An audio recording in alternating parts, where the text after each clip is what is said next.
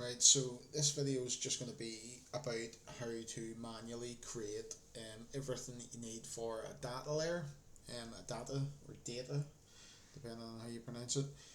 Just a quick explanation first of all of what a data layer is. So a data layer basically is a bit of JavaScript code. It acts as central storage for data on your website. It helps send data to Tag Manager, which then passes it on to GA4 ads anywhere else that you might be tracking it and using it.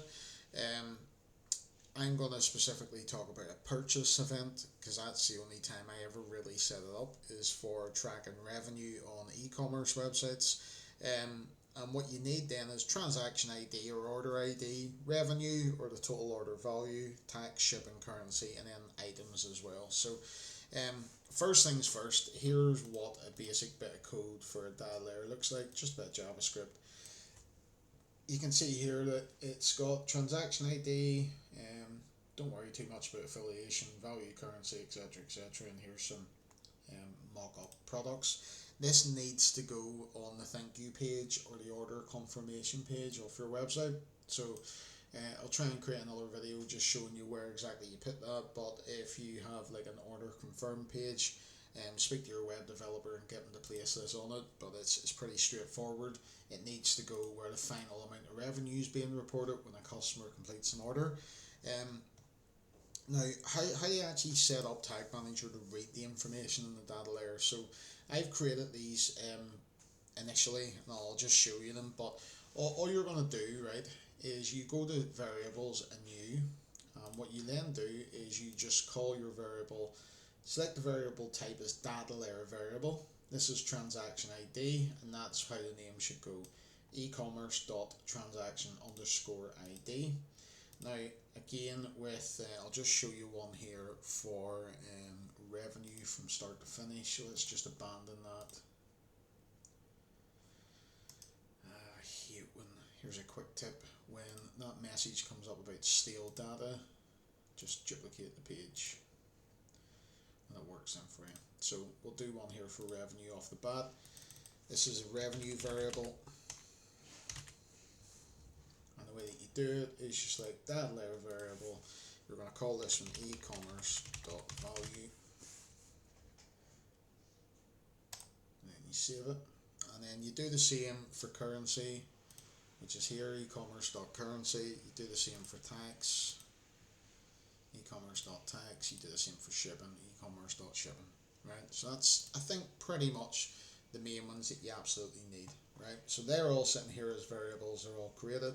Now what you want to do is go and create a tag just to make sure that we're going to tell Tag Manager to use these variables. So we're going to do one for GA4.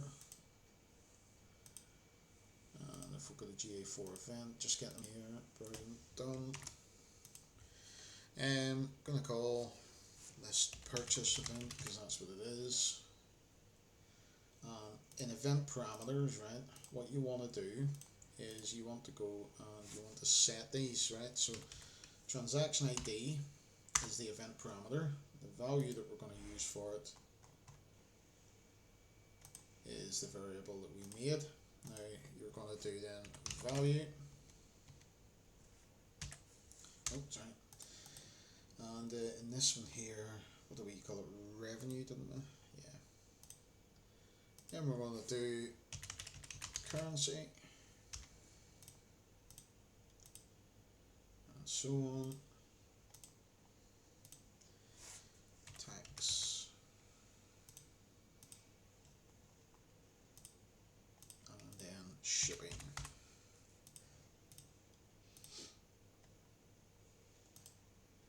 Okay, so when they're all done, just say purchase GA4 setup. You can call that something a bit more descriptive.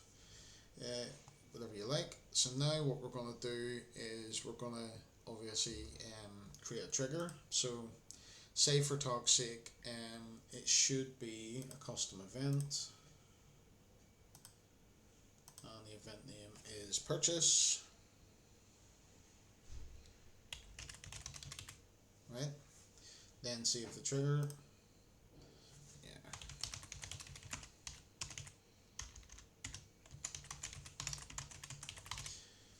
Okay, let's save that. And then that's pretty much it done. So then what we need to do obviously is you would need to go and create, say if you're going to track it in Google Ads, you'd need to go to tags, obviously do the Google Ads conversion tracking and do the exact same setup, the conversion ID, the labels, for value, transaction ID and currency code, use the same trigger obviously. But then what you'd want to do is test the implementation. So what you would need to do to test that is go to the page that DataLayer is on, just preview it here, and basically just go through and complete a test purchase, say for example, and you'll see all of those firing. Any questions at all, just give me a shout.